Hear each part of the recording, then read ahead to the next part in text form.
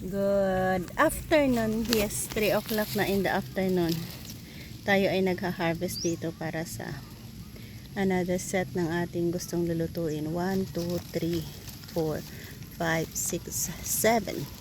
So meron tayong 7 pirasong sigarilyas na atin na naman gusto ulamin. So meron to tayo dito. Pero the next day naman ito, dahil yan ay sapat na para sa ating igugulay ngayon. So meron pa tayong mga sumusunod dyan. Ang best things na ating gagawin ay i-guide natin yung mga bagong bean. Tawag dyan. Nasisibol. So kagaya niyan. Ayun. Saan na ba kayo? Konting guide lang para sa yan. I-guide lang natin sila. And of course, padami na ng padami ang kanilang bunga dyan.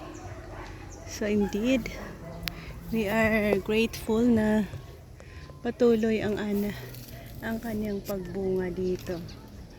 Padami na rin ang padami. Isa yan sa ating gustong i-guide. Halika dito. Halika dito. Yan o. Marami na na. Ayan. Ganda din.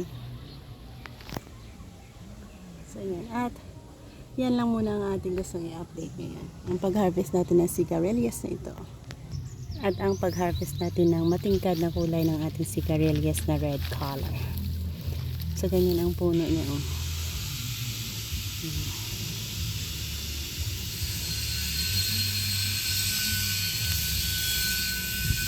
And thank you guys, and may God bless us all. Bye bye. Dami na. Isang lutuan na ito sapat na.